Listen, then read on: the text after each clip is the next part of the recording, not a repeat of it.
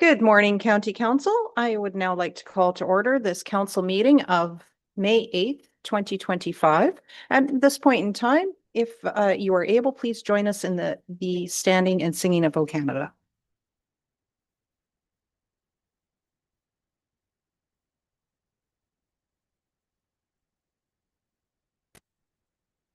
O Canada, our home and native land, true patriot love in all of us command. With glowing hearts we see thee rise, the true north strong and free. From far and wide, O Canada, we stand on guard for thee. God keep our land glorious and free. O Canada, we stand on guard for thee. O Canada, we stand on guard for thee.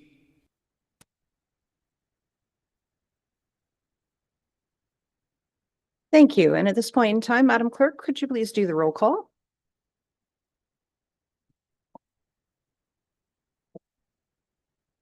Councillor Mackey, Councillor McKay, Councillor Carlton, Councillor Pringle, Councillor McQueen, Councillor Nielsen, Present. Councillor Patterson, Present. Councillor Dickert, Councillor Kentner, Councillor Keaveney, Councillor Body, I believe we're expecting later this morning, Councillor Gregg, Councillor Milne, Councillor Dobreen, Present. Warden Matrosovs, Present. Councillor Bourdignon, Present. Councillor Eccles, Councillor Hutchinson. And we have all members in attendance today with the exception of Councillor Body. Thank you, Madam Clerk.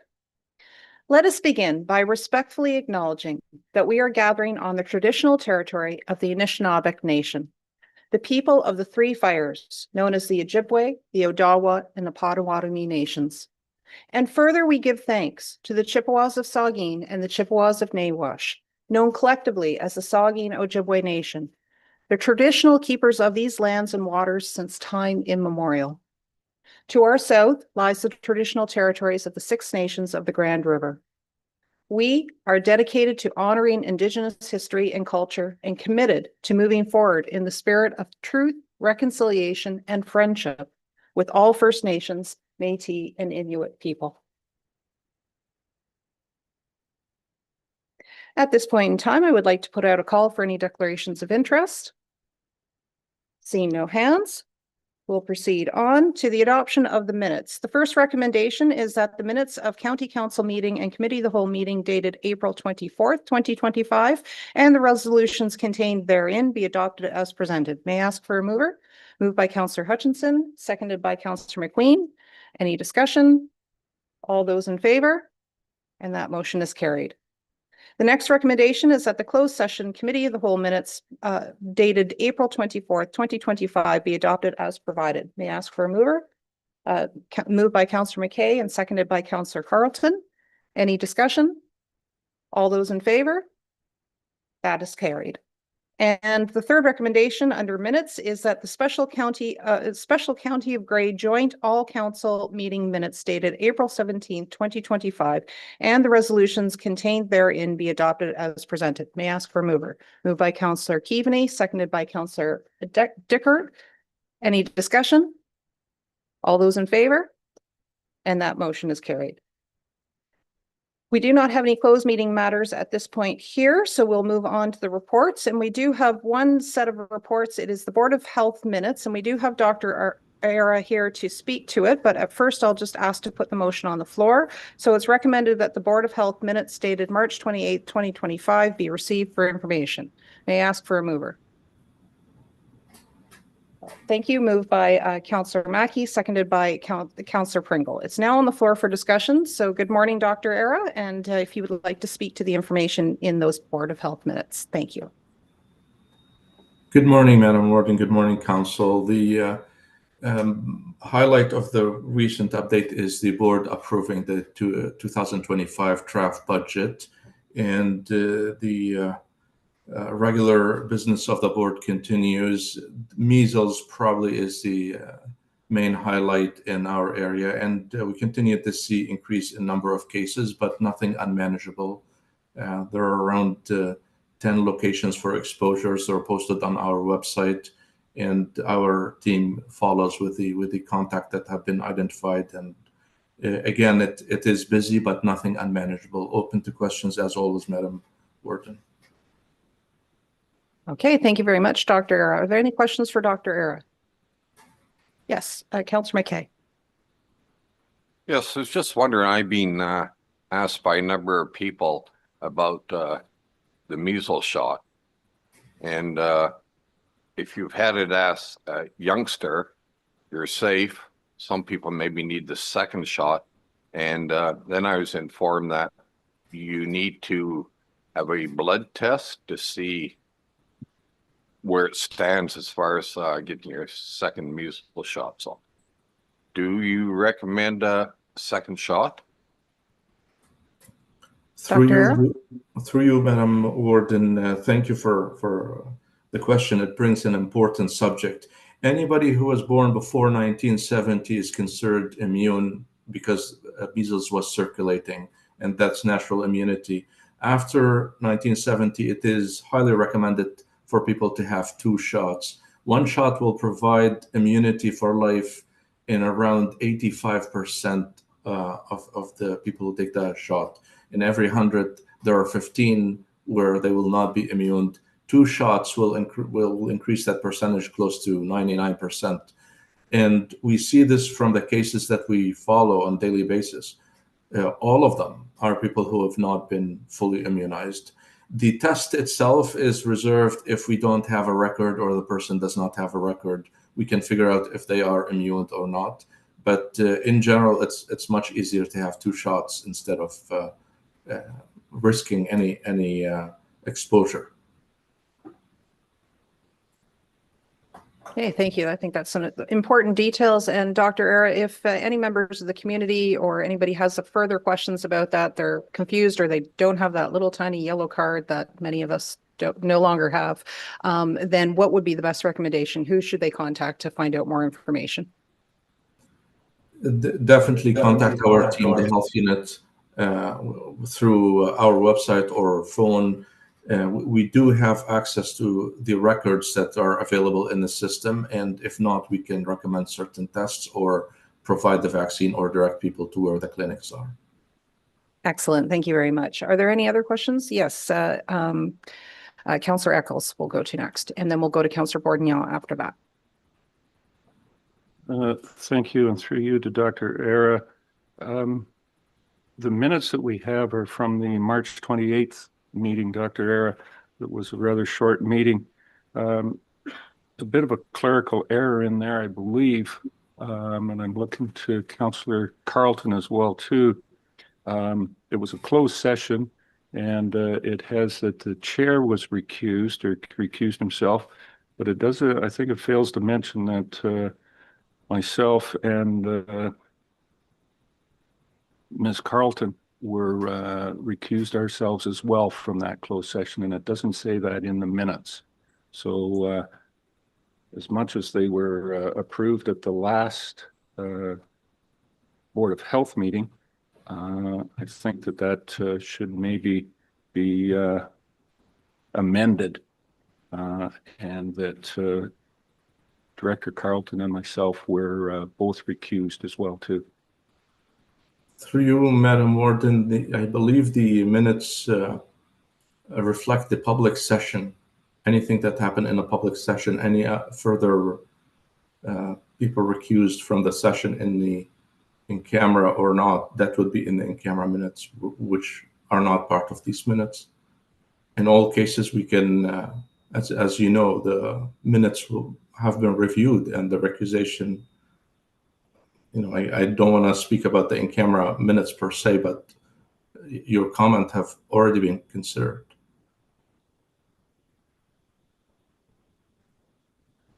Okay, thank you very much. Next, we'll go to Councillor Bordignon.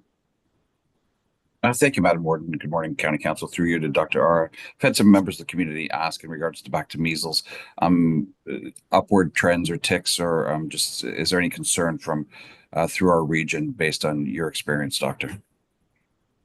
Sorry, the line was cutting, Madam Warden. Is the question about ticks or measles? No, measles. I'm sorry. Upticks in any measles across the region. Concerns at the community level. Yeah, definitely. In the Southwest, there has been increase in measles circulating for a number of months. In Grey Bruce, in the past couple of months, we've seen this increase. The majority of the public has immunity through vaccine or exposure. Anybody is over 17, the immunization rate is above a provincial average, and it's in the 95 or around that number.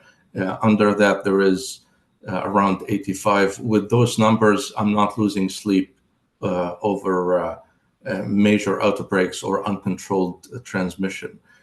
Having said that, we all need to be vigilant, and probably the most effective advice if somebody is sick at around this time to stay home. We always recommend to stay home when sick, but during this time, many of these cases, they manifest as just common cold or some other symptom, and it's but for the shouting when the transmission already happened because the person has been out and about. So in summary, there is increase, there is concern, but as I mentioned, nothing unmanageable. Okay, thank you very much. Are there any other questions for Dr. Era? Yes, we'll go to Deputy Warden Milne. Thank you, Madam Warden, and thank you for your report, Dr. Era. You say the number of cases is manageable. I'd be interested to know what is being done to manage the outbreaks in the various parts of the community. Certainly, anytime, through you, Madam Chair, anytime there is a case that's identified by the lab or the healthcare providers, according to the Health Promotion Protection Act, there is mandatory reporting to the Office of the MOH. So we receive all these reports, and as soon as we do, we have a number of staff designated for this response to contact the case, ensure that they receive the appropriate care, and in the receiving of the appropriate care, every visit to the healthcare system is managed closely, so there is no exposure in that visit itself. We get a list of all the places that the person was in, all the people that they have been contacted or exposed, and we contact this group as well, the contacts, and so that's a mammoth task. Mammoth procedure usually. Sometimes a case, for example, if they happen to attend to the ER, and in the ER during these couple hours that the person stayed, there are 60 or 70 individuals. Now we need to contact all these 60 or 70 individuals and see who was with them, accompanying them. And we do have the capacity and the expertise to ensure these procedures are executed as soon as possible. And that's the goal of containment. Any place where we don't have access or full list of the people who were in that place, we post it online, we put it on the social media to let people know that they have been exposed if they were in that location, but we in a specific window of time.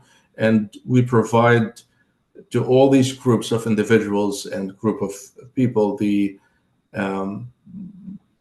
recommendations that they need to do, how to protect themselves, where to find the vaccine, how long they need to isolate.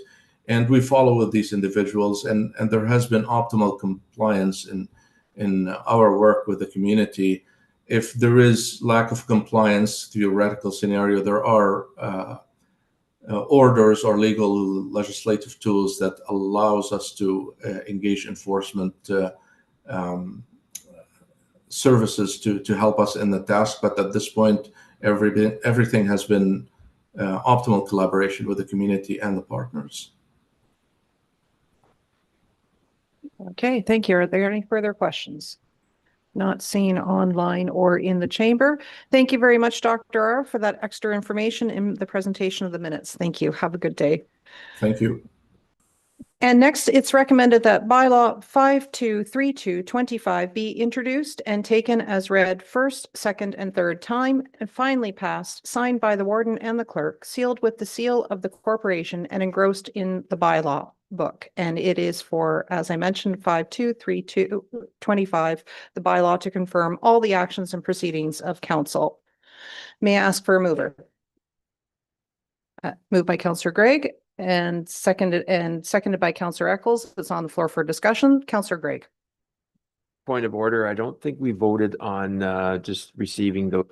Oh, thank you very much. Excellent call. So may I ask for a vote for all those in favor to approve the minutes that we had moved and put on the floor? Okay, and that motion is carried. Thank you very much, Councillor Gregg. And sorry, yes, Councillor Eccles. Just for the minutes, we're not approving these, we're accepting them, Madam Warden. Yes, thank you. So I will just confirm that the motion that we have just voted for the Board of Minutes is that the Board of Health minutes dated March 28th, 2025 be received for information. Thank you very much for that clarification. And I do have that mover and that seconder on the floor for the motion for the bylaw. So is there any discussion on the bylaw motion? Okay, not seeing any, then I'll ask all those in favor. And that motion is carried. Thank you. We have a number of news and celebrations to begin with from members of staff and myself just before we get into opening it to the floor for other community events that are welcome to be shared at this point in time.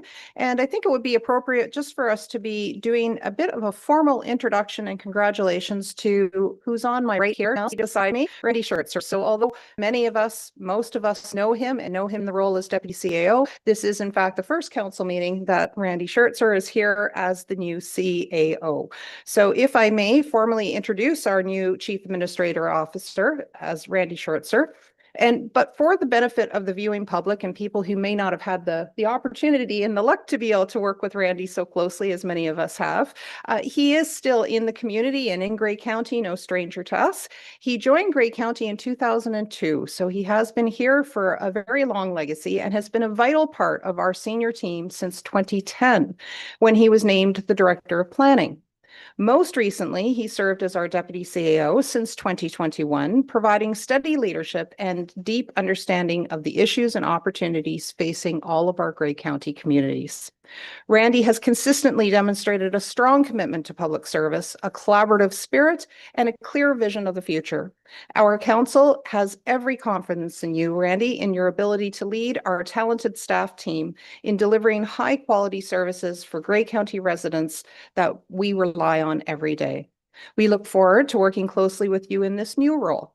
And we all know that you will continue to serve Grey County with integrity, dedication, and excellence. So congratulations, Randy, and we are excited to work with you in this new role.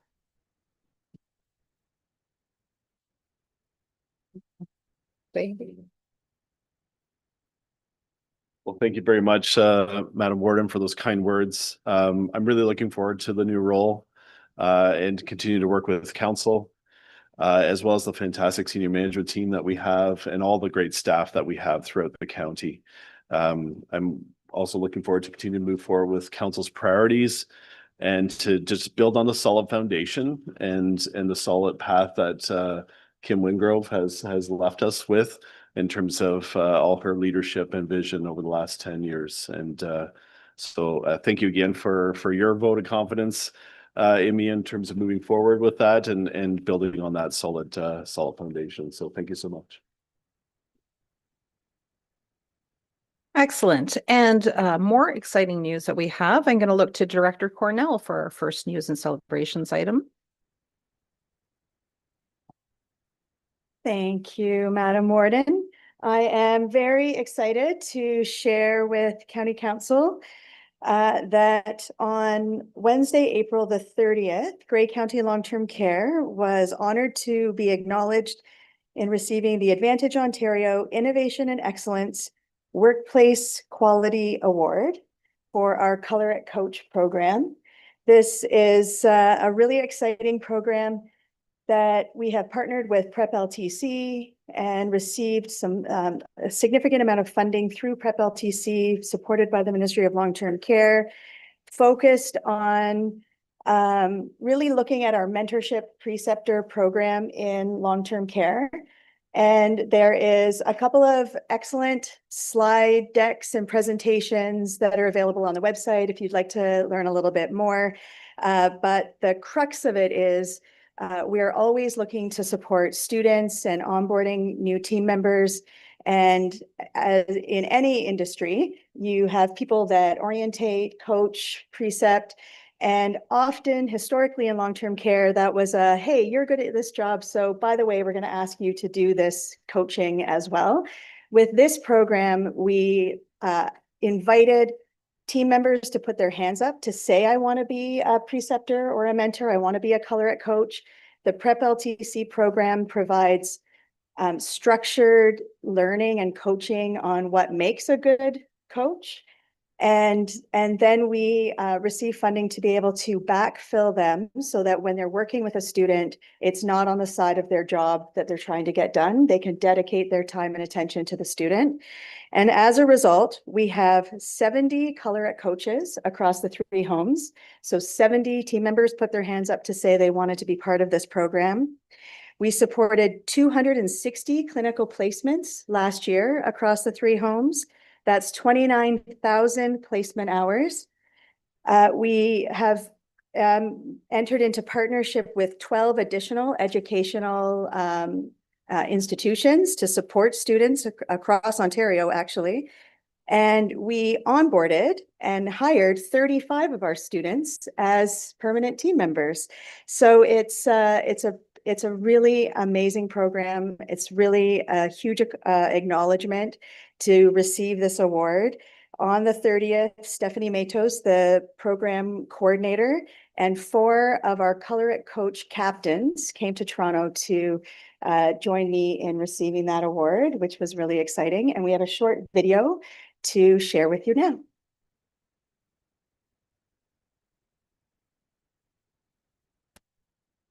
Color It Coach program in Grey County's long-term care homes is revolutionizing the recruitment, mentorship, and retention of care providers. The program offers structured mentorship to students and is supported by partnerships with the CRI Prep and 15 local educational institutions.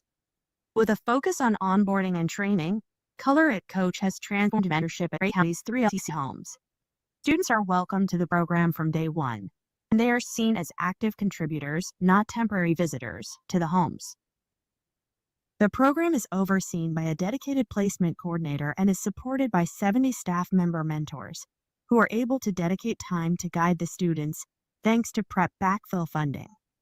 The program's success is remarkable, with over 250 clinical placements in the past year alone. It has resulted in a 350% increase in mentor participation and a significant boost in student retention. To date, over 30 students have become proud team members in the county's home.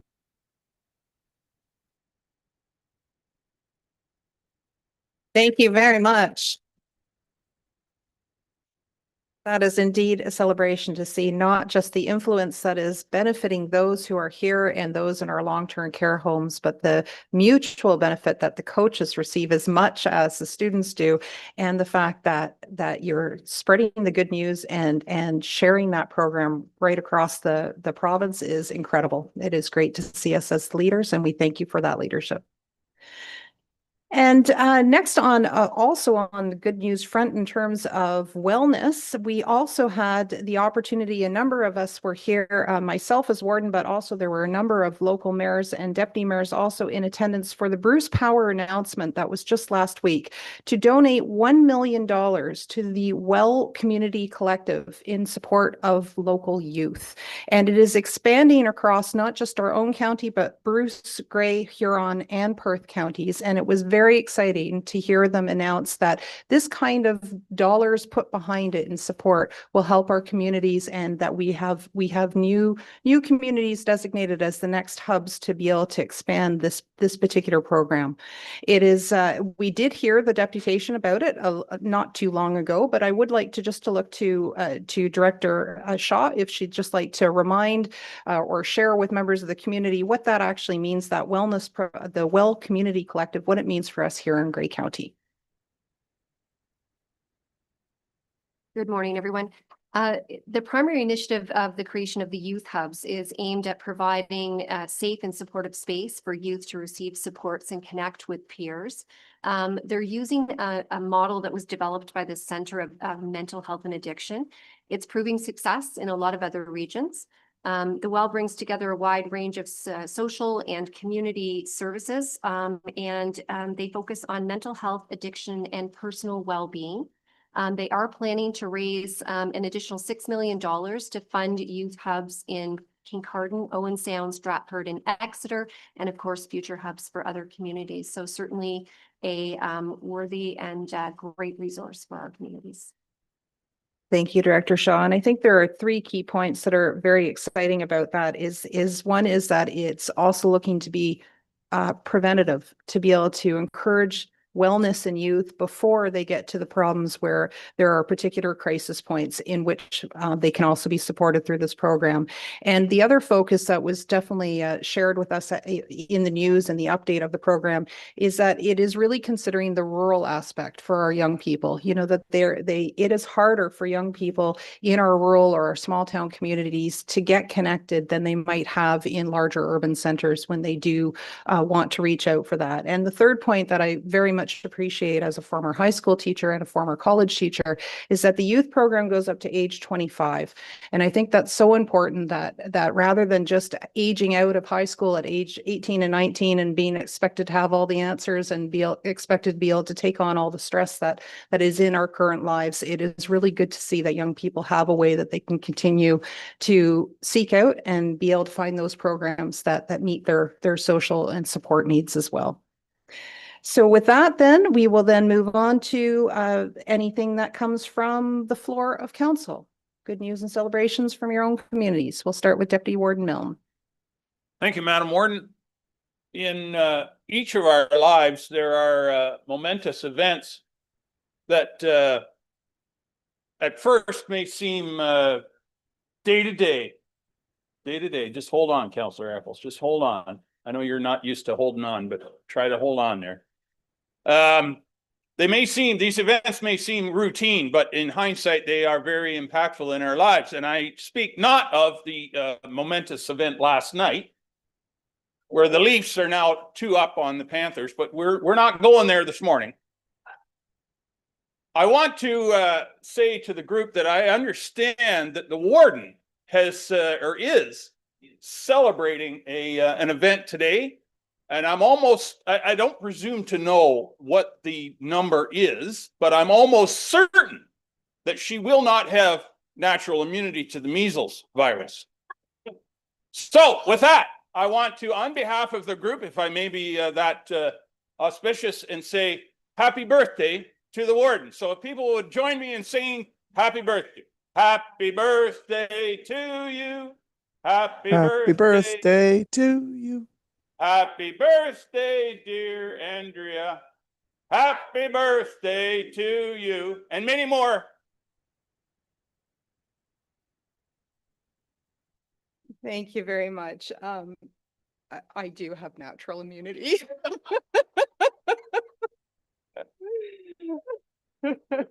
But I will share with you that my mother was in woe going, oh, this is such a shame you have to work on your birthday. And I actually said to her, I said, Mom, the best place I can be is with my friends in Grey County. So thank you very much. Are there any other news and celebrations from our community? Just looking online, and we'll go to Councillor McQueen.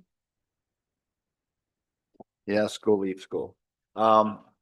So I just wanted to share with everybody, the 5th annual Ram Rodeo is coming up on the 24th and 25th of May at the Feversham agricultural, I guess grounds, you want to call it, the arena. And this is again our 5th annual rodeo, and we've raised up to date for 4 years $150,000 to the Markdale Hospital Foundation. So we made a commitment about 5 years ago that we would try to raise $180,000, and hopefully we can achieve that with the help of everyone else. We have a number of sponsors that do sponsor the event. It's both on the Saturday and the Sunday, and the local Kinsmen are offering the Cowboy Buffet breakfast from 8 to 11, both this Saturday and Sunday. They're also organizing a country western DJ dance for the Saturday night. And you can go online, just Google Ram Rodeo. You can purchase your tickets and save $10 online. So hope to see everybody out if you're able. And it's a fun event, and it's a family event as well. I'll just say one last note.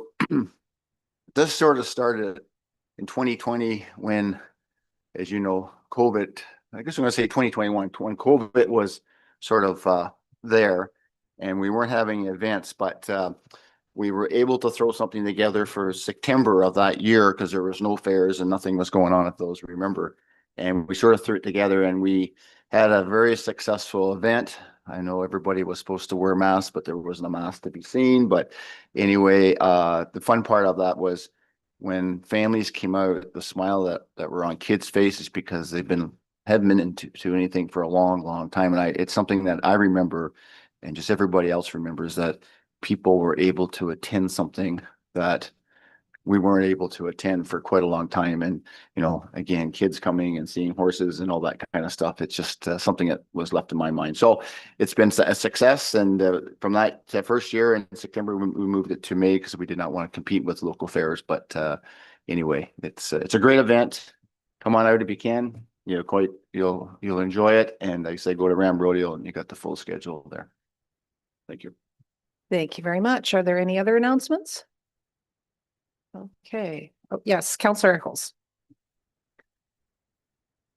I would be remiss if I didn't mention November the 24th. So after you're done with the rodeo and you do want a quality meal, the Newstead Lions for the last, it's going on to 40 years now, have hosted Lobster Fest. It'll be one of 2 times that the small village of Newstead has a huge traffic jam, as we usually serve up to 1,500 meals at Lobster Fest. Lobster, steak, and Alaskan king crab are on the menu.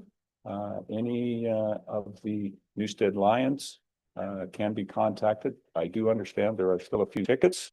Anybody that would like to be there. Live music. It's a full evening starting, it's a full afternoon starting at 4 o'clock.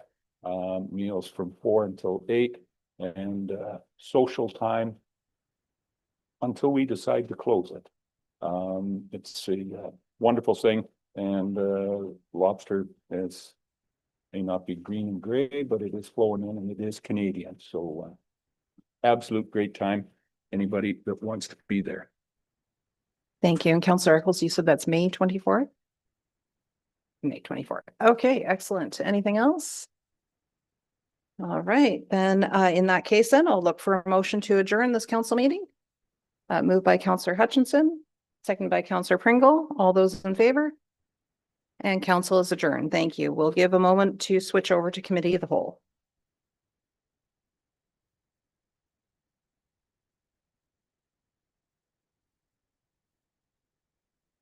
Okay, I'd like to call to order this committee of the whole meeting of May 8th, 2025. And at this point in time, I'll ask if there are any declarations of interest.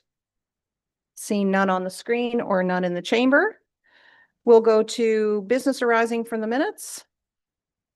And do not see any. So we'll move on to our delegations. We do have one delegation. We have an update from the Nuclear Innovation Institute. And with us here in person, we have Jessica Linthorne. Welcome.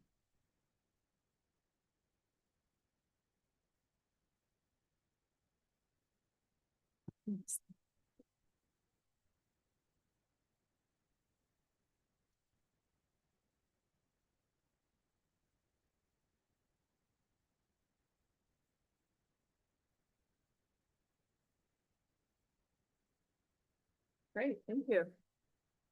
Thank you so much. Good morning. Thanks for having me. Nice to see you, Madam Warden. It sounds like there's a couple of celebrations today, so I do want to just acknowledge welcome and congrats to Mr. CAO. Very exciting and very well deserved. Happy birthday, Madam Warden. And the Leafs, thank you for, let's acknowledge the Leafs. All right. My colleague Chad Richards is watching online, and I'm sure he's shaking his head at that comment. So let's get on with the business. Thank you very much for having me today. I'm really proud to talk about the Nuclear Innovation Institute, the work we do. I think I know many members of council, and I see many members of council at different industry events, but then I also have the privilege of joining you at ROMA. And this year I'll be joining at AMO as well. It's a great opportunity for us to engage. So today I want to talk to you about our 2024 annual report, really celebrate the work that we've done. I do want to thank you for your ongoing support, as I mentioned, and we really look forward to our continued engagement and our partnership through a number of avenues. It is a rather big deck, but I'm going to move through it pretty quickly just to give you the updates that I leave with you verbally, but I certainly ask that you reach out with any questions and dig into our annual report as you're able. The Nuclear Innovation Institute, we really do celebrate innovation. Rather than invention, we believe innovation is change. It's making things better. It's improvement. It's finding efficiency. We work together as a team through our founding members and at our very talented workforce at the Nuclear Innovation Institute to inspire, whether that's public policy support, economic development, skill development, workforce, but then certainly our nuclear sector research and innovation projects. It's a very exciting time at our organization. All of this is possible because we are a member not-for-profit organization. Our founding members, as you'll see, so Bruce Power, AtkinsRéalis, BWXT, Cameco, ES Fox, and Kinetrix. We have agreements with the Power Workers Union and the town of Saugeen Shores as they've worked with us to provide some space in their community. We are a very strong team, and we believe that this approach and working collaboratively is what brings us our success. At the Nuclear Innovation Institute, we have core values, and I often talk to the team and we celebrate our core values of how we work. And we work through collaboration with respect, creativity, and trust. In our organization, you will find some of the most creative minds I've had the privilege of working with, and this is how we are able to be innovative. So we bring this work together every day with our founding members at our organization. And I do want to acknowledge that we are located on the territory of the Anishinaabe Nation, the people of the Three Fires, known as the Ojibwa, Chippewa, Ottawa, and the Potawatomi Nations, now homeland of the Chippewas of Saugeen and the Chippewas of Nawash, the keepers of the land. And we recognize the traditional homeland of the Métis Nation. I'll also acknowledge that when we discuss medical isotopes, the production of isotopes is on the territory of the Saugeen Ojibwe Nation, as is the Bruce Power site. So our vision at the Nuclear Innovation Institute, we truly believe that we can work towards a Canadian landscape that celebrates innovative nuclear industry, recognizing that it is an integral part of our clean energy future. We also recognize and celebrate other clean energy technologies that are out there, but we do know that nuclear needs to be an integral part of our future. Our mission at the Nuclear Innovation Institute, our very talented team of 21 people, we're moving a tremendous amount of work in these three areas: industry voice, and I'll speak to each of them further throughout the deck. But this is where we have a great opportunity to engage with our members of council here today, with the communities across the Clean Energy Frontier region through a series of programming, workforce development, skill development, really bringing some awareness to skilled trades, really exciting programs I'll speak to as well. And then lastly, this third pillar around industry advancement, looking at efficiencies, looking at environmental research. How do we adopt technology that may already exist in other sectors, and how do we bring that into nuclear for our opportunity? So I'll start with this industry voice as a pillar. This is a photo from our Clean Energy Frontier conference that happened last year, and we did just release a save the date. We're looking forward to the conference, October 21st and 22nd. This is a photo of the conference in our facility that's at the Bruce Energy Center, so near the Bruce Power Visitor Center.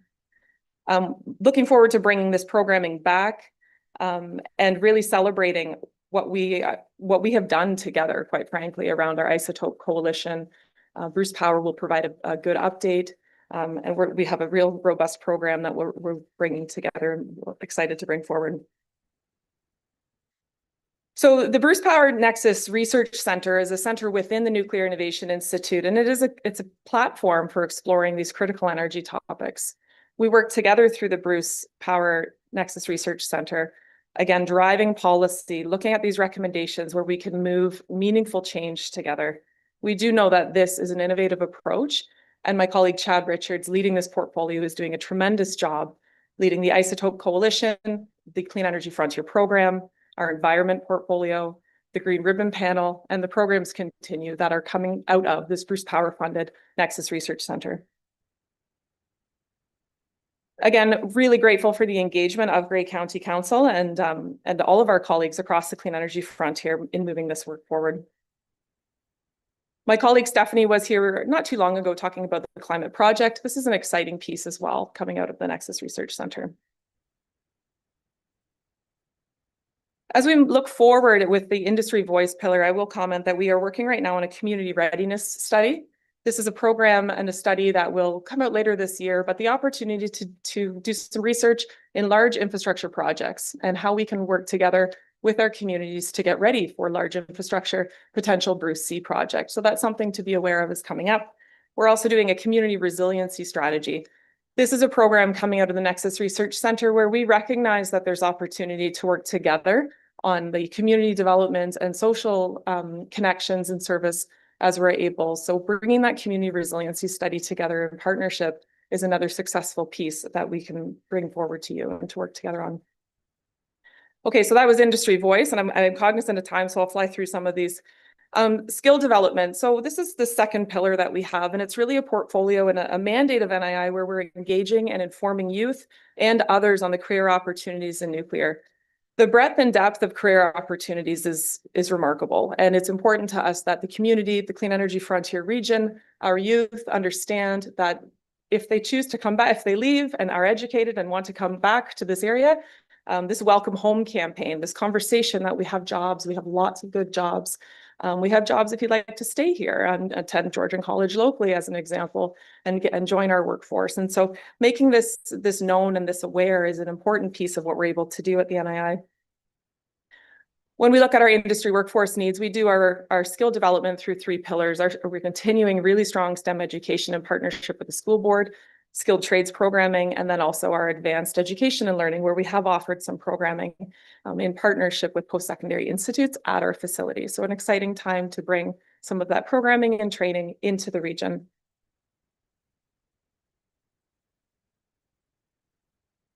Again, we've had such success with programs. This is just a wonderful quote from a student that participated in the project management program we offered through Schulich. That program continues to be quite successful in that partnership, and that is something we're really proud of, to be able to continue to offer post-secondary opportunities in the region. Couple photos here, STEM education related. On the right, it's a day camp that we've done in partnership with Saugeen Ojibwe Nation. And then on the left is a photo from our Science Olympics, which this event is actually happening tomorrow. This morning, I texted my colleague and I said, hey, what schools do we have from Grey County coming to this? And I was shocked. We have 4 Owen Sound teams, 2 Flesherton teams, and 2 Hanover teams. There's a number of other teams from Bruce and from Huron. Last year, Goderich won. This year, it feels like a Grey County team might win. But that event is happening tomorrow. So looking forward to providing that opportunity for our students.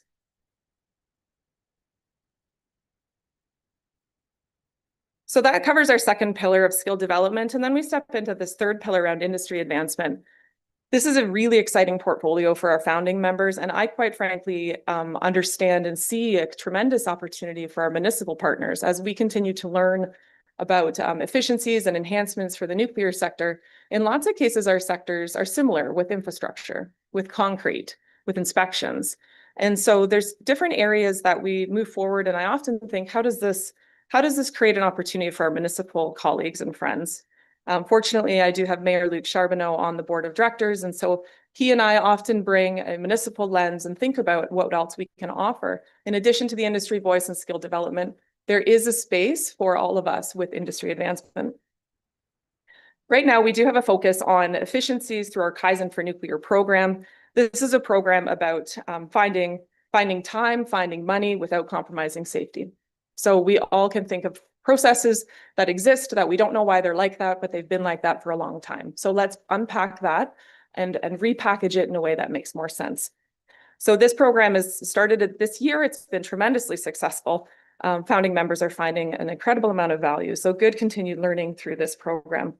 At the NII, we recognize that small incremental change is innovation. As we innovate, we compile, we find process improvement. This is going to boost efficiency, quality, and quite frankly, that overall effectiveness of our time. So when we look forward with our founding members, and as I mentioned, I do believe there are areas and barriers that we can unlock together. I'll just share with you that a project we are looking at is a concrete inspection demonstration project. This is partnership with Strathclyde University based out of Scotland. And although the project came to us as a potential technology for concrete inspection in nuclear, we also had the conversation of, well, I know friends that also do concrete inspections of local bridges or other municipal assets. So this is an upcoming project and study that we are launching now. We will be bringing forward as an event and a bit of a demonstration opportunity later in the year. So stay tuned on that. But all that to say, I want you to understand that at the Nuclear Innovation Institute, we see this partnership as a tremendous innovation partnership for our local elected officials and our local municipalities as well. So we'll continue to move forward on our projects, and I will continue to keep a municipal lens. We have tremendous relationships with staff at all three counties, Bruce Grey, Huron, and we'll continue to share and have that open dialogue. And we thank you very much for your continued support, and really, again, just locking in with us that in our area of the province, we can be quite innovative, we can work together, continue to leverage our relationships and our connections, and bringing STEM programming forward, aligning on advocacy efforts, or looking at concrete together. There's lots of opportunity, and we are just tremendously grateful that we're able to be here today and for the relationships that we have. Thank you very much. Thank you very much, Ms. Linthorne. That's a great update to share, and we'll put it out for questions from council members. It certainly is. It does shine light too on the sisterhood that we have with Bruce County as well. So the fact that we're able to see this mutual exchange and like you said, the overlap in municipal is incredible when you start drilling down into it, such as your concrete example in terms of our responsibility for our bridges and yours for what your industry does. So excellent example. With that, I'll put it out there. If there are questions from members of council, I'm just going to need my screen back up here, if you wouldn't mind, just so we can see about any hands that go up online. But in the meantime, I'm just looking around the chamber, not seeing any. Oh, there's Councillor McQueen. We'll start with him. Thank you, Madam Warden, and thank you, Ms.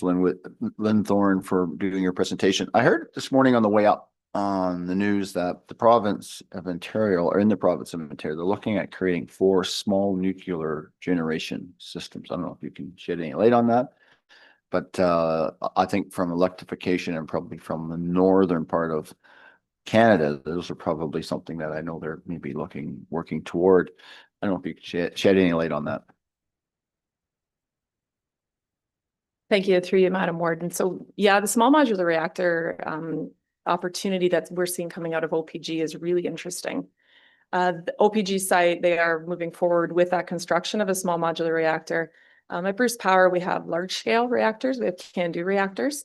And so it is a really interesting opportunity to follow that and to understand the difference and the generation and what that could look like and where it's best utilized. So we're keenly watching that development through OPG down in that direction.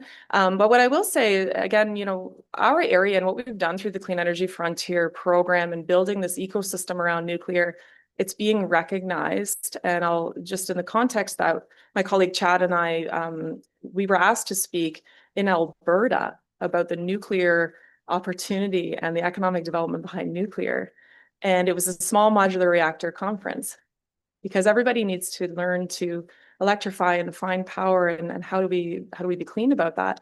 And so, as Chad and I went out to Alberta and, oil and gas and country, and we're talking nuclear, we were in a community that looked a lot like our communities. It was east side of Edmonton, Strathcona County, and Parkland counties on the west of Edmonton. And those 2 mayors invited us to come and speak. So we got to go and brag about Bruce Grey and Huron. We got to brag about all of the work that I've just talked about. And people are watching our region and other parts of Canada because they're considering SMRs or they're considering nuclear. So it's quite an exciting time, and we are certainly recognized as the champions on economic development and this ecosystem growth. Okay, thank you. I don't see any hands online. Look around the room again. Not seeing any further hands, so thank you. We appreciate always the updates that you're able to bring to us, and those are impressive statistics that you shared with us today as well. Thank you very much. Okay, so next we'll go on to item number 5, which is determination of items requiring separate discussion from the consent agenda. There are 2 items, 6A and 6B, listed on the consent agenda. Is there a desire to pull either one of those? Not seeing any hands online. Looking around the room, not seeing any hands there. So it looks like, Madam Clerk, we can proceed to the recommendation for the consent agenda, that the following consent agenda items be received and that staff be authorized to take actions necessary to give effect to the recommendations in the staff reports, and that the correspondence be supported and received for information as recommended in the consent agenda. May I ask for a mover and a seconder? Moved by Deputy Warden Milne, seconded by Councillor Dobreen. Any discussion? All those in favor? And that motion is carried. Thank you very much. We do have a few items, not many, but a few in section 7, which is the items for direction and discussion. The first one is item 7A. So it's recommended that the Planning and Development and Economic Development Advisory Committee meeting minutes dated May 1st, 2025 be adopted as presented, and the following resolution contained therein be endorsed. Number 1, that the report EDTC PDAC 0325 regarding the Economic Development and Tourism and Culture Strategic Progress Report, April 2025, be received for information, and that the report EDTC PDAC 0425 regarding the key sector scan and tariffs be received for information, and that the County of Grey send correspondence to the Ministry of Tourism, Culture and Gaming and Ministry of Sport to respectfully request the reinstatement of the Ontario Staycation tax credit, that correspondence be sent to our MPPs for Grey Bruce Owen Sound and for Simcoe Grey. So if I could ask for a mover and a seconder to get it on the floor before we look to staff. I'll move by Councillor Kentner and seconded by Councillor Keaveney. So it's now on the floor for discussion. So I'd like to invite Director Myers to come on up and feel free to hand it over to Director Taylor when it's appropriate. Thank you very much, Warden. Good morning, County Council. Sorry for the scratchy voice. Allergy season is for real this year, so don't mind me. We had a really good Planning and Economic Development Advisory Committee meeting last week. It was full of discussion and engagement, which I think is why we love these meetings so much.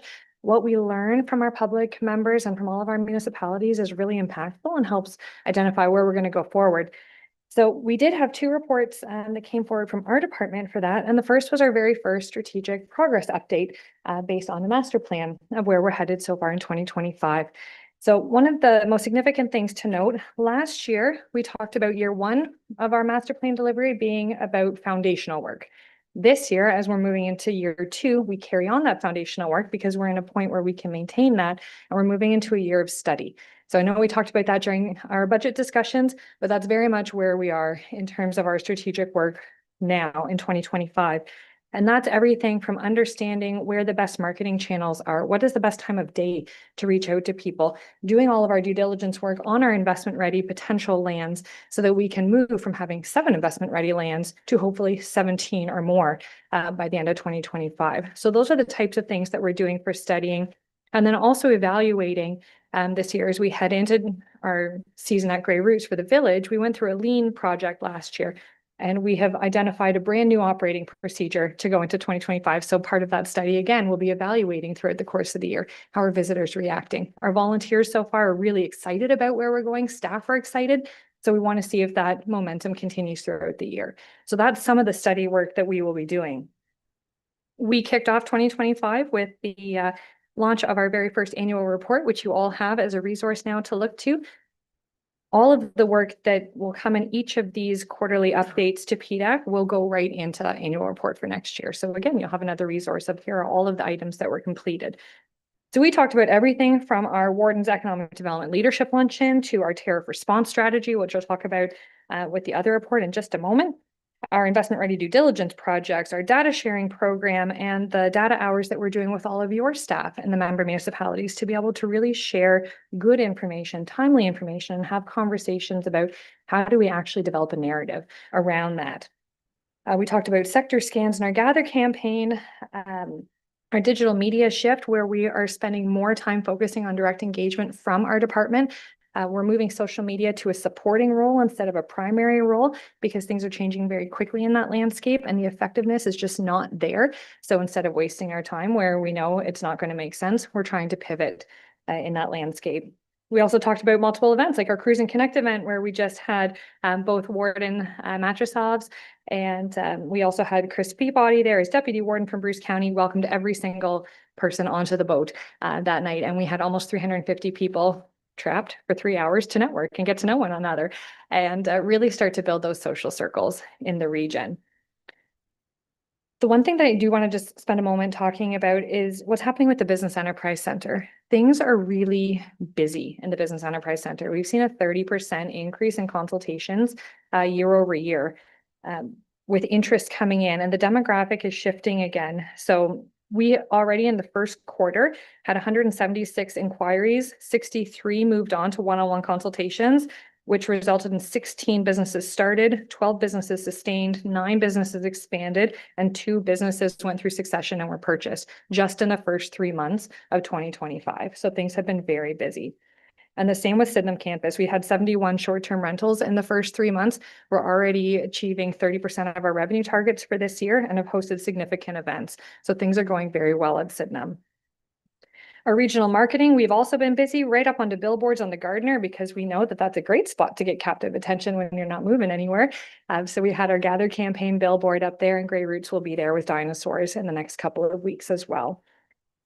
And then a conversation we started this year, pulling Grey Roots updates into these PDAC updates. So typically we would come here twice a year to talk to you specifically about Grey Roots, but we thought we're a full department, we should be going to PDAC for those conversations and then coming here to talk to you about them. So just a real emphasis on our innovative practices work this year, using that annual operating review to understand where we need to go, where things are changing so that we are being proactive instead of reactive, no different than what we're trying to do on the economic development and tourism side. And just a quick win that I want to highlight. Last year, through our master plan, we really prioritized programming and we took, staff decided that we would take one summer student role and move it into an all year, 1 day a week role because it costs the same to have a full-time summer student as it does to have a 52-week, 1 day per year student. And we introduced Craftastic Saturdays, and this is part of general admission. There's no additional charge to do that because we want to maintain accessibility for the community members who may not be able to access programming everywhere. That introduction of Craftastic Saturdays by the end of March doubled our Saturday attendance, and the most traffic coming through there is now young families. So we're hitting 2 of the targets that we're aiming for just with that introduction. So we know that it's working and we look forward to continuing that on. It was also a very busy year so far in programs, over 26 programs and 613 participants just in the first 3 months.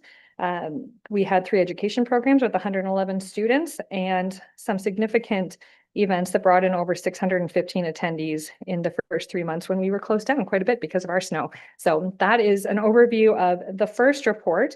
And then the second one was around the key sector scan and tariffs. So last year we introduced the sector summit and then we got rid of them this year. And we are introducing the sector scan. And the reason for that is that we are in a time, given all of the uncertainty plaguing our businesses right now, it was not the time to ask them to come to us. We wanted to go to them. So that's why we're doing the sector scan. We are going to their tables. And we started that in agriculture, where Kalina is going to, so far, 6 different areas in agriculture to their tables to have conversations and to do this analysis and ask the same 3 questions across the board so that we can start to bring this information back. And that's what you'll find in this report. We're doing the same in manufacturing. We'll do the same in tourism so that we really understand where the opportunities are, where the challenges are. And we're not asking business to do anything outside of what they're already doing. They're already having these conversations. Now we're gaining them and bringing them back. So a couple really interesting notes from happening in agriculture. is that we're seeing significant expansion and diversification. The tariffs and market volatility are absolutely impacting manufacturing. Food sovereignty is becoming a bigger conversation. I know this is something that this table has talked about for quite a long time, but trying to understand how we can continue to support our local food production and agriculture so that we can feed our own is absolutely key. Operator resiliency challenges, it really is the perfect storm wearing down the mental health of our farmers. And we don't know typically until it's too late. So what other things besides Share the Road campaigns and Shed Talks are there to be able to support the farmers behind the business itself?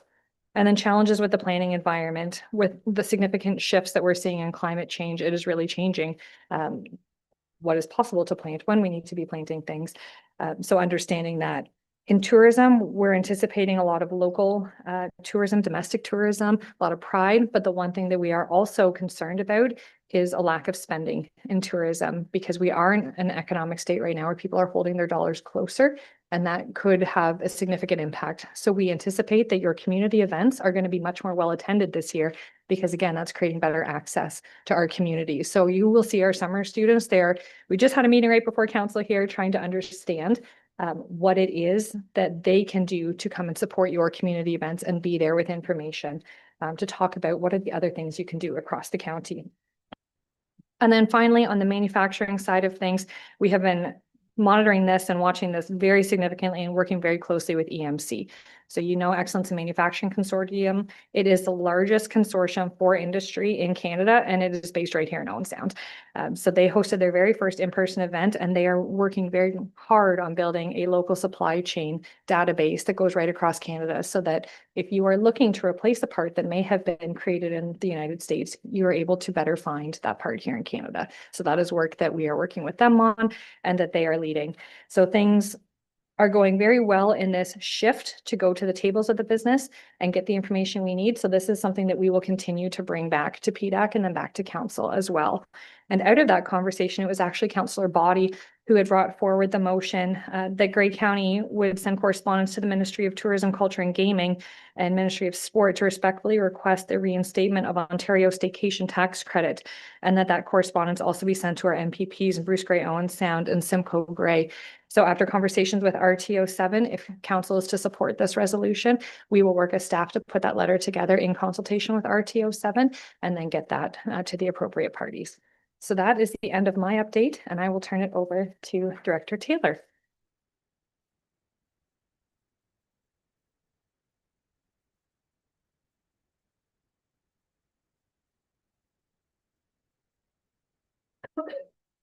Great. Thanks so much, Savannah. Good morning, Madam Warden, members of council, and those that might be tuning in today. Keep in mind, I might have a biased opinion, but in my opinion, we had an enthralling presentation on the early results of the growth management strategy by Liz Buckton. Just for those that might not have been able to attend, the county has hired Hempson Consultant to assist us with the growth management strategy. And at this meeting, at the PDAC meeting last week, we did have some early results and early thoughts that Liz shared that have been provided by Hempson based on what they've been through so far to date. Just as a bit of a refresher, the growth management strategy will look at both our housing and employment numbers for approximately the next 25 years. This study is triggered in part based on the fact that we do regular reviews of the growth management strategy, the last one being in 2021. But it's also triggered based on the 2024 provincial planning statement changes, which now require us to more heavily consider the annual Ministry of Finance population projections in that regard. The ministry does project population, but they don't project employment in that regard. And furthermore, the ministry projections give us the projection for the entire county, but does not break it down by each of our 9 member municipalities in that regard. We have heard from others and through talking to Hempson that the Ministry of Finance projections are subject to change on an annual basis. And certainly we've already seen some of those changes that came out last year based on changes in federal immigration policy in that regard. One of the things that Liz cautioned us on through Hempson is the need to think long-term as part of this process. So certainly a lot of the talk, as Savannah has noted at the meeting, was on the current economic climate, things like tariffs and some of the things that are happening globally and with our neighbors to the south. But at the end of the day, this will be a 25-year forecast. So while there's certainly things that could be impacted in the short term, we need to think beyond just the short term in that regard. One of the things that was presented in the presentation was with respect to the growth that we've achieved since the 2021 update to the growth management strategy. This was broken out by each of our 9 member municipalities. Some are right on target, some are overachieving in the growth category, and some are just slightly behind the forecast growth targets in that regard. We have had an initial meeting with your municipal planning staff to talk about the data needs for this study, because the study is only as good as the data we feed into it. And there'll certainly be lots more engagement with municipal staff and working with them to collect what you're seeing on the ground in that regard. In that regard, we're also working with other public bodies. We want to have detailed discussions with our school boards. We're also looking forward to what the future brings in terms of future school-age children population in that regard. We look forward to continuing to collaborate with Georgian College and understanding what they have on the horizon. And then this year, we also want to dig heavily into the healthcare sector, working with our local hospitals to understand also what they're seeing. Simply put, if the study is being funded by public dollars, why wouldn't we collaborate and share with all of those other public agencies? So hopefully we're not duplicating efforts in that regard. So this is still the very early stages. The hope is to have a finalized growth management strategy for presentation back to council in the early fall of 2025. But there'll be lots more discussions to come, and particularly at the municipal staff level. We'll thank your staff in advance for all the friendly nudges they get from county staff asking for further information and further insights in that regard. So that's all I have for today, but certainly happy to take any questions alongside Director Myers if there are any questions here.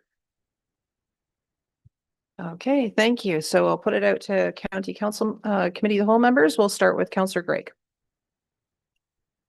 Thank you. And through you, Warden, I just wondered if we could entertain a motion to split the vote as well. I'd like to speak to item 3. I do have questions to that, but I think it'd be more appropriate with a motion to split the vote on the 3 items. Okay, thank you. So your request is to split off number 3, but keep 1 and 2 together unless we hear differently from other members of.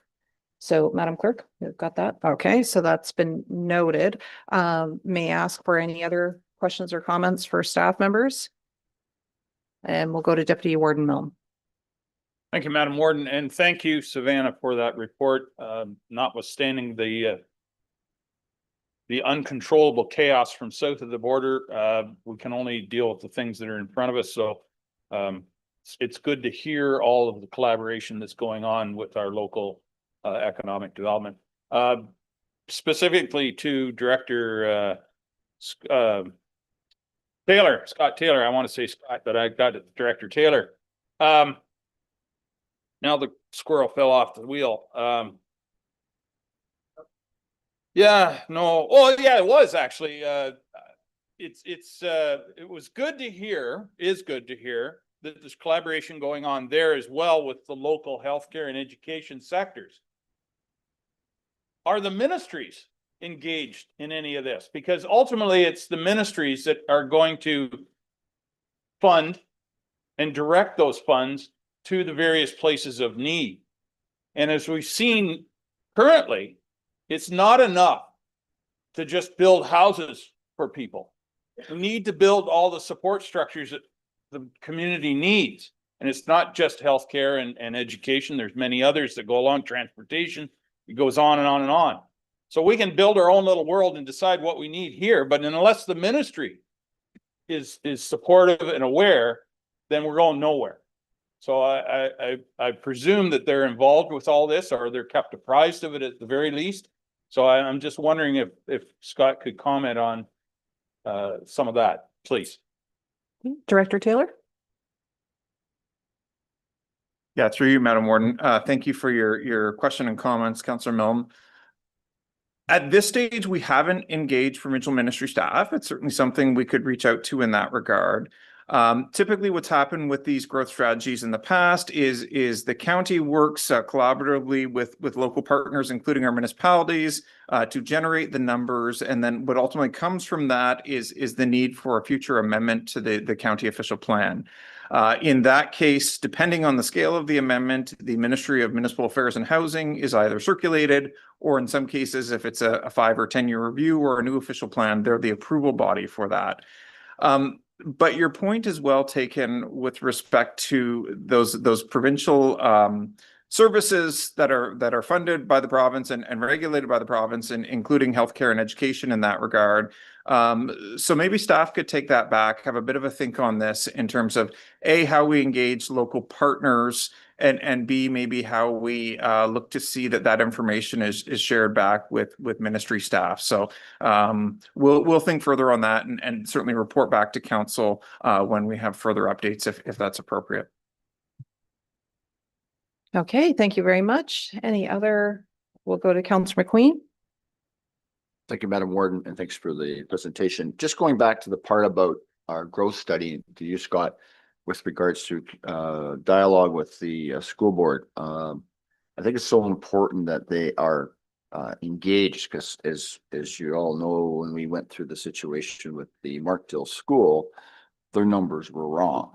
And you look at that school, since that school was proposed, it had to be expanded twice. You know, I look at the Meaford school, it's expanding in portables, and you know, so it's so important that they're engaged and look at some of those projections, because you know, I know not every kid maybe likes portables, maybe they do, they get a chance to go outside, but I mean, it's staying ahead of that somewhat, and it's so important. And you know, there's Councillor Millen said it as well. It's important to all the other agencies, as you know, follow along that as well. But just from the experience from the school board part, it's so important that they're, and I know, Randy, you present it to them. I don't know if they still do that annual engagement, but anyway, that was just an example where numbers weren't right, and we had to prove that they weren't right, and we had to prove that things were changing. So I don't know if there's any other comment to that, but I think it's important that we continue to be on that game. Thank you. Through you, Ward, and thank you for that comment and question. And yes, we are invited to their community planning and engagement process on an annual basis. We had the opportunity to present some recent statistics from Grey County side on this, and we noted at that time that we are working on this project. They, at that meeting, also presented some updated data and projections that they have been working on as well with one of their consultants. So we want to look for the opportunity to have their consultant and our consultants and the projects to sit down and look at how we can align some of the data and projections that are being looked at, so that we can, when it comes to schools and supporting the schools for our growth, we can make sure we're aligned as possible. So we've reached out since then to note that we would like the opportunity to work together and to engage with them on that. So we will continue to work with them and see those opportunities for sure. Okay, and certainly from, is there a follow-up? Yeah, just to follow up, and thank you for that, Madam Warden, to the CEO. And it's so important that it gets pushed up to the ministry. Obviously, in Southgate, where we had the announcement last May about the schools and stuff like that, it's just so important, because both with the Markdale school, we had to make different delegations to the Ministry of Education, say, look, there's you know, the numbers are increasing, and fortunately they were amendable to expanding that, and they are building facilities that can be expanded further to that degree. But anyway, just as long as it gets pushed up too. Thank you. Thank you. And I know that coming from that sector, that the concept and the philosophy of portables used to be that it allowed for agility and smart business sense to support the education in the segments where they needed to go. So when one population was downsizing, they could then move those classrooms to provide for students in another area. But it does seem in this day and age That's just never happening now. It's just going up and up in everybody's backyard. So it's excellent that you're continuing that, CAO Schertzer, to make sure that we're contributing, but the message has been heard that it needs to communicate all the way up to the ministry as well, to the province. Okay, thank you. Are there further, we'll go to Councillor Kentner. Thank you, and through you, Madam Warden. I think we all recognize that the forecasting has been low, dramatically low, I think, and we're hiring the people who gave us those low numbers. And what I want to say is that we suffer in Grey County as having been branded as a slow growth area. And I think we're all recognizing that things are changing. They're changing rapidly. When are we going to get some new figures, and how do we get that? Because we really need to rebrand ourselves as an area that is growing, and how and why we're growing. So I'm just hopeful that we're going to get some numbers and how we get those, because everybody, and especially Owen Sound, knows their population sign never changed for 20 years. And it suffered as a result, but look what's happening in Owen Sound today. So, thank you. Thank you. And we'll go to Director Taylor for a comment. Yes, through you, Madam Warden. Thank you for your comments and question, Councillor Kentner. So simply put, we should be getting new numbers later this summer or early fall in that regard. The one thing I will note there is that when we did this study, we started it in 2020 and it was wrapped up in 2021. There was a lot of uncertainty at that time because we were sort of in the throes of a global pandemic and everything else, and people weren't sure what the growth outlook was going to be. But the one thing the consultant told us at that time was since about 2017, 2018, we had been growing at an almost unprecedented rate. And I think what we've seen at the local level in most of our municipalities is that has just continued. And while we did have a global pandemic, we saw increased interest in all of our Grey County communities, and certainly encourage councillors that weren't able to attend PDAC to have a look at the slideshow that's on our county website associated with that agenda, because it does get the growth numbers and really reinforces that all of our communities are growing in that regard. And so certainly we might not be growing at the rapid rate that some of our neighbors to the south are. But I would say at least in my 20 years in Grey, we're growing at a clip that certainly we didn't see 10 or 15 years ago. And this is true of many of those communities within a few hours of the GTA. So we're certainly interested to study this further and to try to understand how this is going to impact us. Certainly when we think about the work that Emery's team does or the work that Savannah's team does in that regard, it affects so many of our county functions. So we really want to work collaboratively with municipalities, provincial ministries, as we've heard here today, and local partners to get this right in that regard. Okay, thank you. Any other questions? All right, so Councillor Greig has moved a motion to split item number 3 to separate it from item number 1 and 2, and I'll just look to see.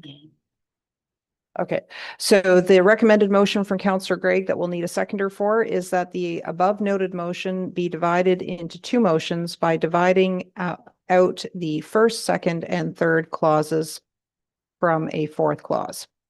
Okay, so it's the 4th clause that you had asked to parse out. May I ask for a seconder? Seconded by Councillor McKay.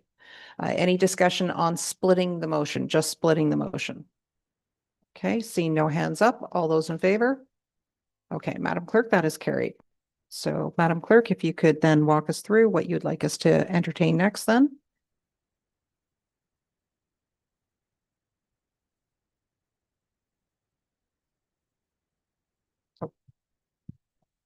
So the first motion is, we've divided as the warden stated it, into 2 separate motions. So the first one is that the Planning and Economic Development Advisory Committee meeting minutes be endorsed, and the resolutions that report EDTC PDAC 0325 regarding the EDTC Strategic Progress Report be received for information, and that the report EDTC PDAC 0425 regarding key sector scan and tariffs be received for information.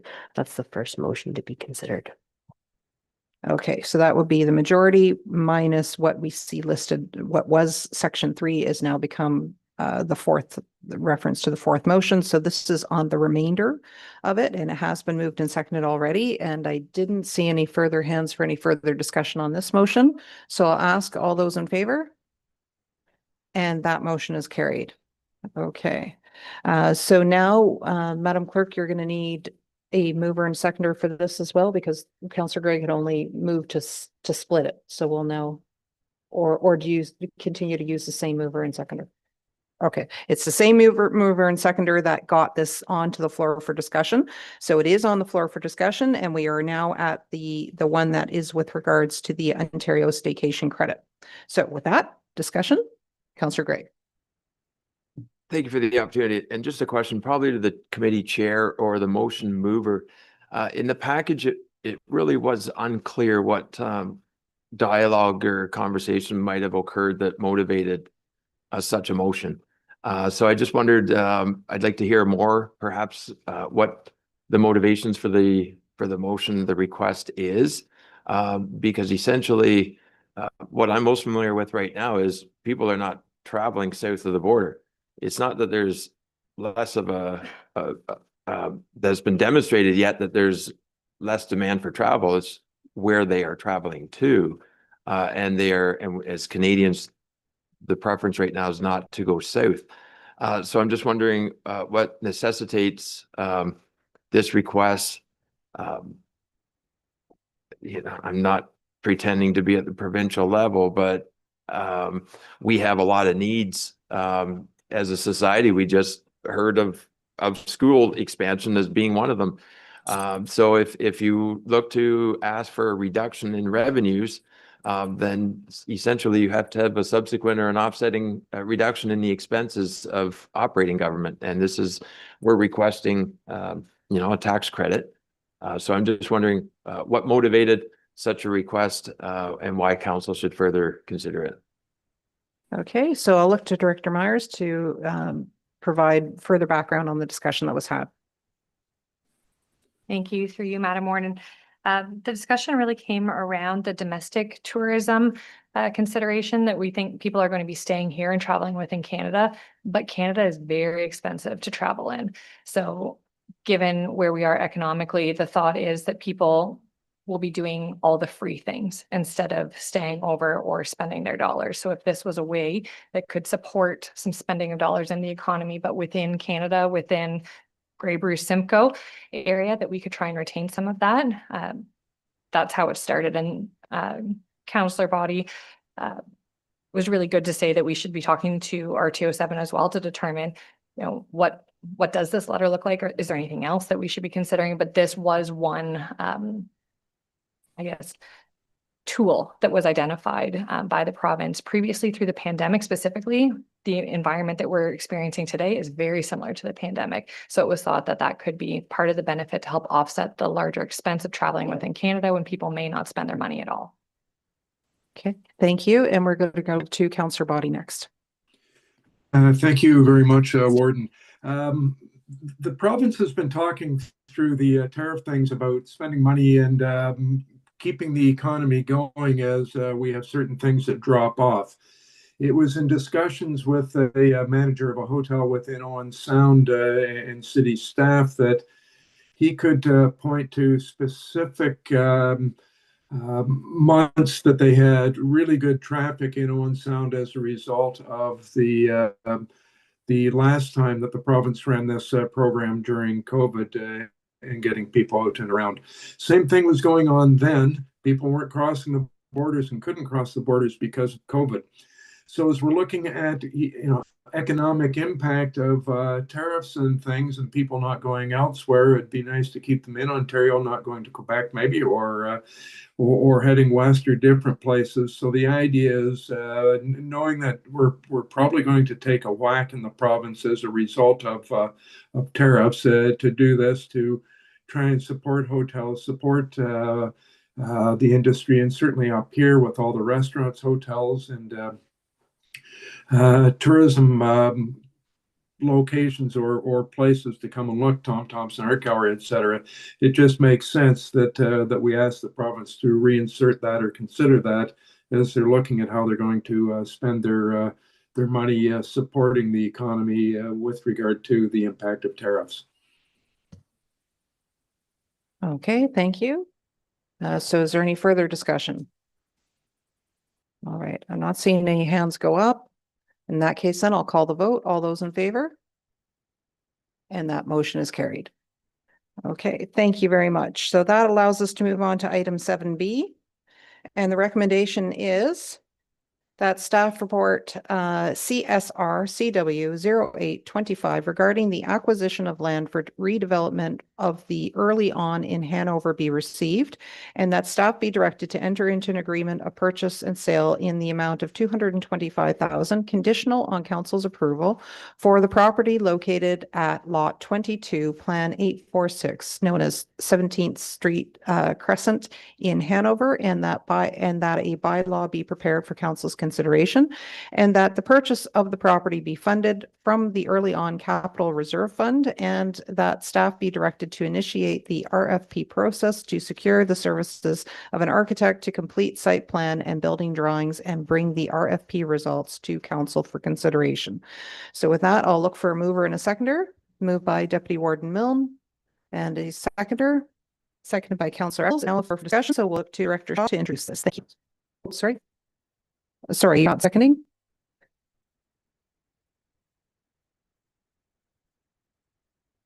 Oh, okay. Yeah, sorry. Sorry, I've been.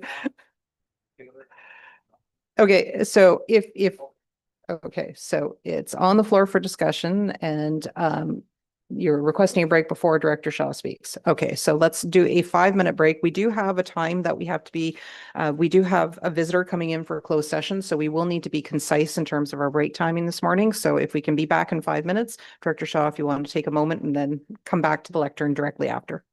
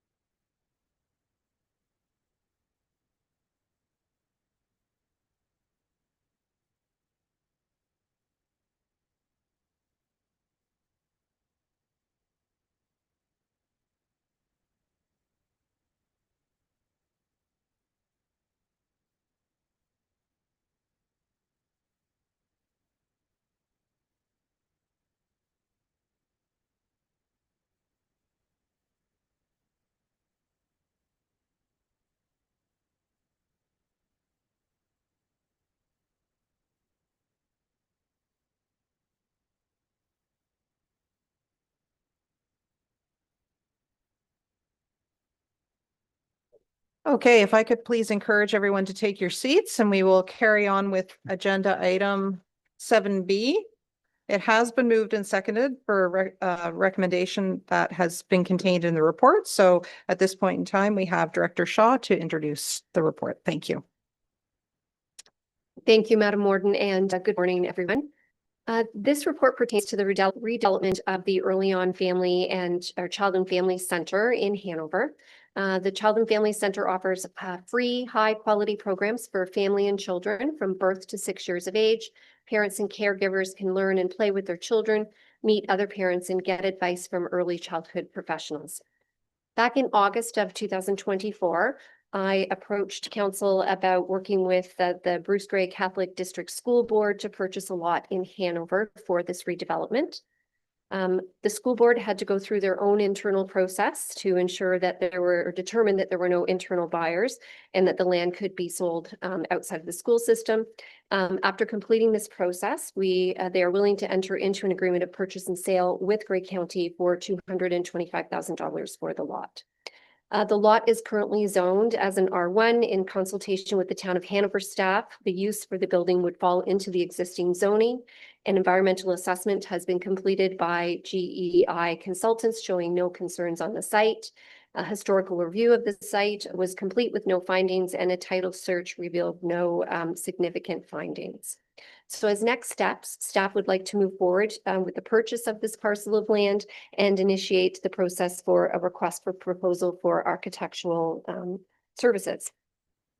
We are proposing a 3,500 to 4,000 square foot slab on grade building with an outdoor play area and parking. We have a very rough estimate of construction at around $350 to $375 per square foot, plus soft cost, playground, and contingency for a total of about $1.95 million. We're proposing to fund the acquisition of the land from our Early On capital reserve.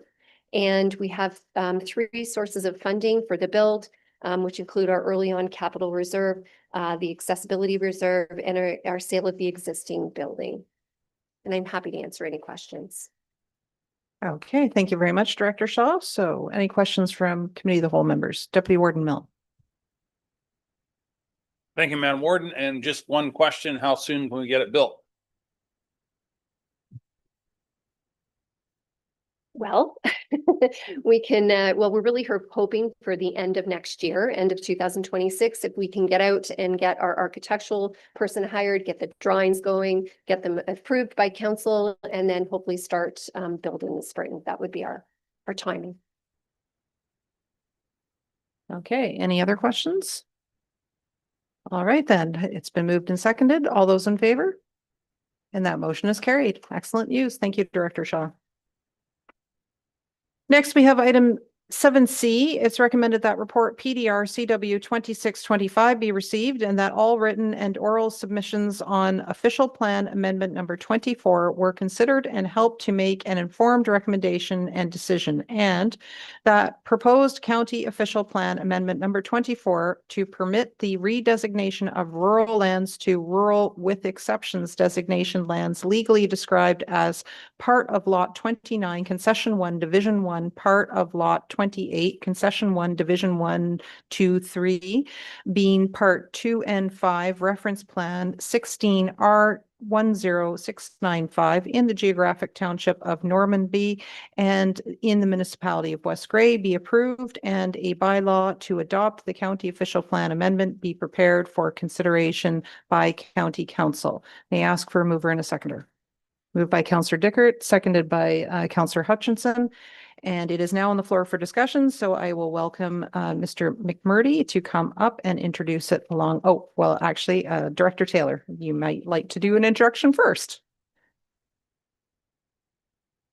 Thank you, Madam Warden. I just wanted to take this time to introduce Derek Murdy to council. Derek has been with us since 2022, but I don't believe he's made a presentation before this council before. He's been sort of the secret weapon of the planning department because he's been working behind the scenes. You've probably seen his name on a lot of the comments on municipal applications, and he's worked on various different projects, but thrilled to have Derek here presenting in front of council for the first time. So with that, Madam Warden, I'll turn it over to Derek. Good morning, everyone. As Scott said, my name is Derek McMurdy. I'm the county planner assigned to file official plan amendment number 24. So the proposed county official plan amendment is to redesignate a portion of the subject lands from rural and hazard lands to rural with exceptions and hazard lands. And this exception will permit the creation of one new rural lot beyond the county's lot density policies. Pre-submission consultation between the consultant, the municipality, and the county identified the submission requirements. The required reports were submitted in support of the applications. A zoning bylaw amendment and a consent application are also required by the municipality of West Gray. The zoning bylaw has since been approved by West Gray, subject to OPA 24 being approved. A joint public meeting to discuss both applications held on February 18th, 2025. So this is the location of the subject lands. The subject lands are bordered by Gray Road 6 to the west and north, and McFarland Drive to the east. McFarland Drive also forms the boundary between the municipality of West Gray and the township of Southgate. The property is located approximately 2 kilometers north of Mount Forest, and no new accesses are proposed off of Gray Road 6. The subject property is located within a rural development locally known as Plumeville, and which predates the county's current official plan policies. The subject property is approximately 27 hectares in size and contains a single residential dwelling, and the property is primarily used for farming purposes. The subject property is surrounded by low-density rural residential lands, forested lands, and active farmland to the south and west, active farmland and forest lands, or sorry, the south and east, active farmland and forest lands to the west, and low density rural residential lands to the north. OPA 24 will amend section 5.4.3 of the county official plan, the county's lot density policies, with the site-specific amendment and redesignate a portion of the lands from rural and hazard lands to rural with exceptions and hazard lands.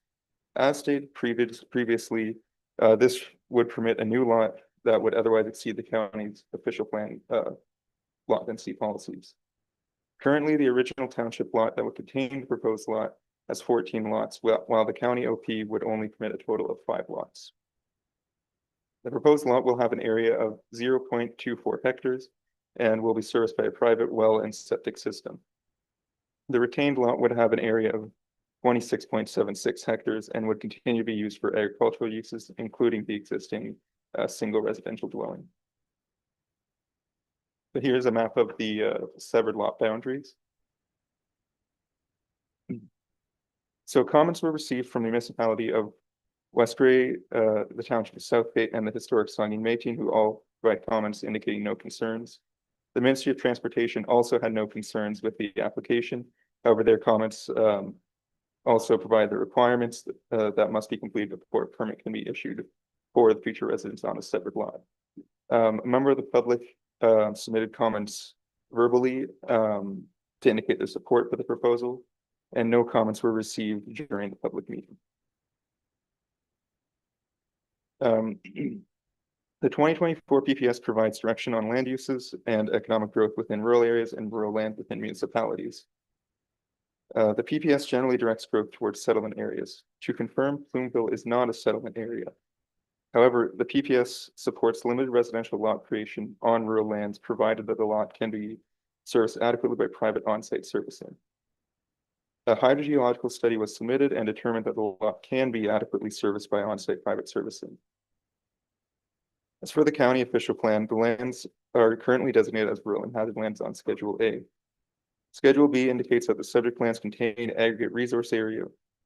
The proposed lot would not impact aggregate resource extraction due to the lot being located within an existing residential cluster, and the radius of the impact on future aggregate operations would not be expanded. From an ecological perspective, the property contains or is adjacent to a stream, other wetlands, significant woodlands, significant wildlife habitat, potential habitat for threatened and endangered species, and fish habitat. County planning ecology staff determined that the potential impact to the natural heritage features would be negligible and an environmental impact study would not be required.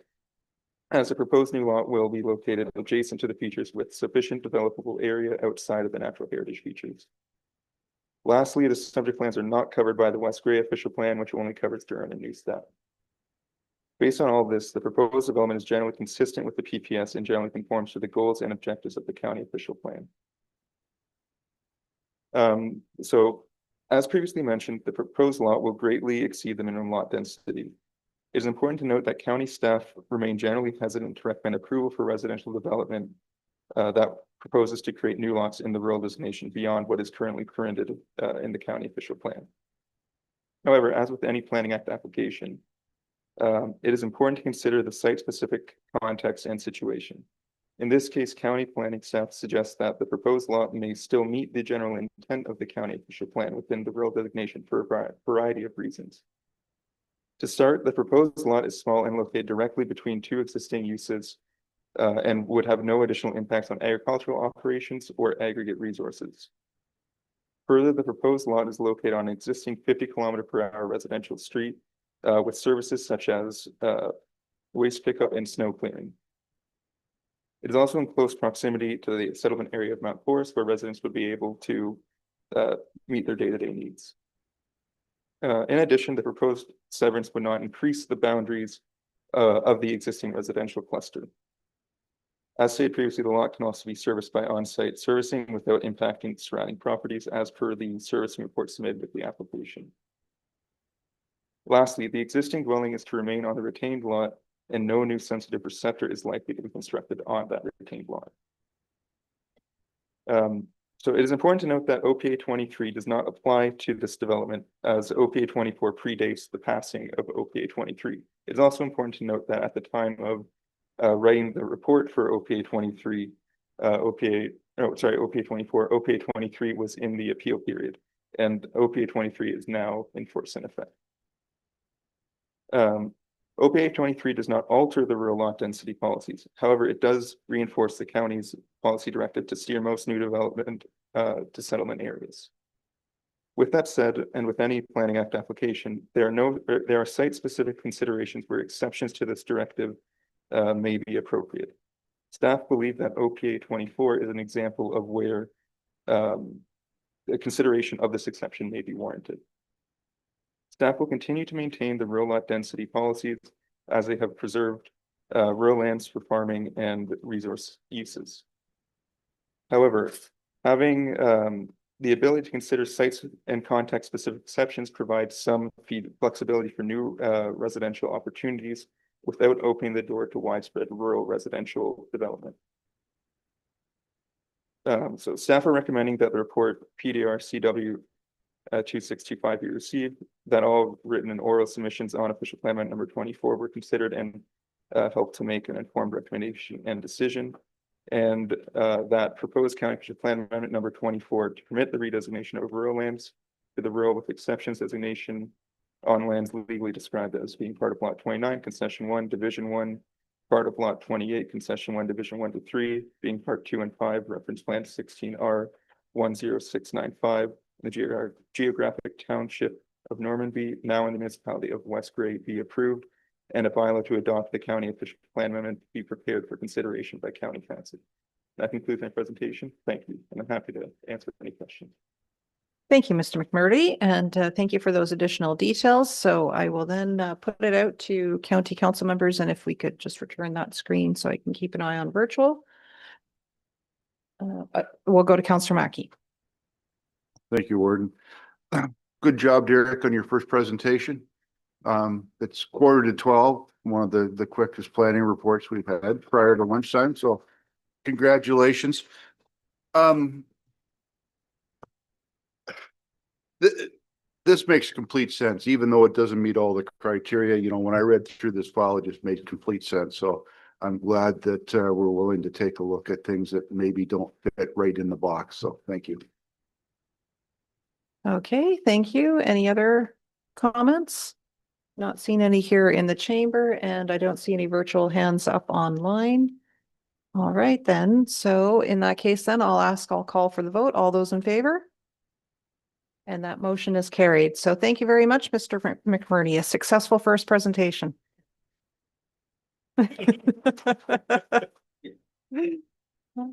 Excellent.